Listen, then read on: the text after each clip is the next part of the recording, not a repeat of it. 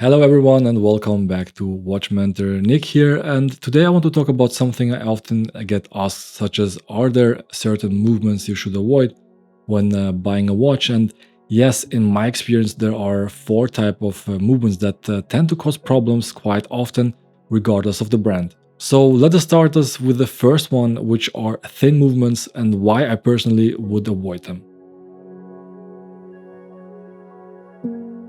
Now, hundreds of years ago, when we moved from pocket watches to wristwatches, there was an obsession with making movements slimmer and smaller. And back then it made, of course, sense, but over time I feel like this approach has become counterproductive. Because at some point, when a movement gets thinner and thinner, it stops benefiting the wearer. So you won't really notice any difference once the watch reaches a certain height. But what you will notice, however, is that the movement becomes less stable and more delicate as the whole structure gets thinner. Besides that, since there is less material and everything is smaller, parts start to wear down faster, of course. So sooner or later, this leads to malfunctions, accuracy issues, other problems, and of course, an overall shorter service interval. But the problem with servicing such movements is tasks like reassembling or regulating become much more demanding because there is very little room for errors and less space to work with. And you're also limited in terms of solutions because no matter how well it's serviced, you simply can't avoid certain issues that come with a thin movement, since the construction itself sets the limits. But when is the movement too thin? And from my experience, I think anything below 5mm doesn't really offer any extra comfort or wearability. Actually, it's the opposite, because you constantly have to be cautious, as even the smallest shocks can have a huge impact on the movement. Now, speaking of how a size can affect structure and make movements more sensitive, another characteristic that often leads to problems is skeletonized movements, and here is why that can make life harder. I just explained how the size and the height of a movement can make it less stable. But what is even worse is when movements are skeletonized. I mean, I get it. Skeletonized watches are visually stunning. You see everything and it feels like you're invited into the inner workings of the watch. But from a technical point of view, skeletonizing is always a compromise and often even worse than making a movement thinner.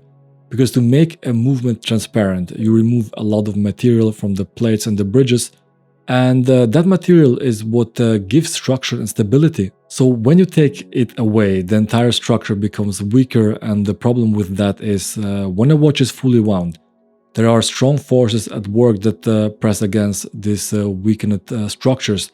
And now those bridges, those main plates are less reliable because parts of their support material are gone. Now, if you really want a skeletonized watch, I would suggest making sure it is from a brand that designed the movement specifically for skeletonizing purposes.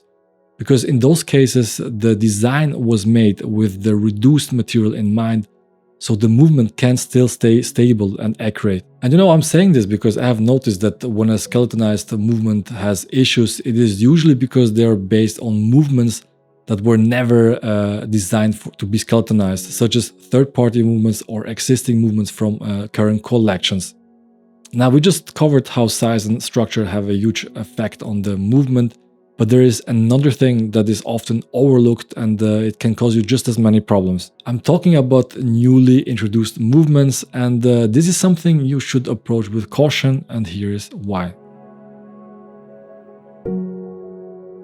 Newly introduced movements always sound exciting: new design, new materials, new performance numbers, and something brands really love to brag about. But if you have worked in the industry, you know that the first generation of many new movements is basically a testing phase covered as a product launch. And that is something I have come across so many times. Because the problem with new movements is that the early batches often can have bugs. That can mean lubrication issues leading to poor accuracy or inconsistent power reserve, weak springs, or suddenly the date function stops working, and the list goes on and on. And the thing is, of course, these movements have undergone endless tests that are supposed to be representative, but it is a word that I don't like at all, to be honest. Because if you plan to launch 300,000 watches, that means 300,000 people with 300,000 different wearing situations. So how can a lab test represent all of this? One example you might be familiar with, and an example that sums up this issue, is the Mido Multifort TV Big Date, introduced 2 years ago, a stunning timepiece at an entry-level price, featuring that super cool date function. But remember that when it was launched, many of these watches had the same problem. Buyers frequently reported the date was not working properly, and that's something I see quite often with new movements. So if you buy that very first version, you are basically doing the long-term testing for the brand, which is why I always say do not buy a watch with a newly introduced movement right away, and if possible, wait for the second batch.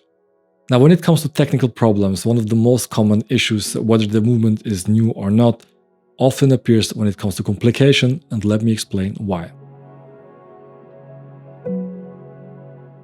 Complications are one of the most fascinating aspects of watchmaking, and one of the reasons we fell in love with watches in the first place. A chronograph, a tourbillon, maybe a moon phase, they all show the creativity and technical skill of the maker. But the problem starts when too many of them are squeezed into one single movement, because every complication adds moving parts, and every moving part adds friction and potential failure points. But it becomes especially tricky when an existing movement, often a third-party one, is updated to include extra features. Because these additional functions have to be fitted around the original movement, which means they cannot always be engineered in the ideal way. I mean, it is like taking a house and trying to add another floor without reinforcing the foundations. And this might look impressive, but the structure becomes less stable. So my advice is, which I often gave to clients, unless you truly need that feature like a chronograph you actually might use, it is usually better to keep it simple, especially if you plan to wear it on a regular basis. And besides that, even if you rarely use these features, eventually you will end up paying more to service them, because extra complications come with an extra cost, both for parts and labor. And of course, I know that sometimes it is not really about using them, but more about the experience they offer when collecting. Now, after all that, what is the takeaway here? Should you really avoid all of these movements, even though these very features are often what makes watches so mesmerizing? So here is my conclusion.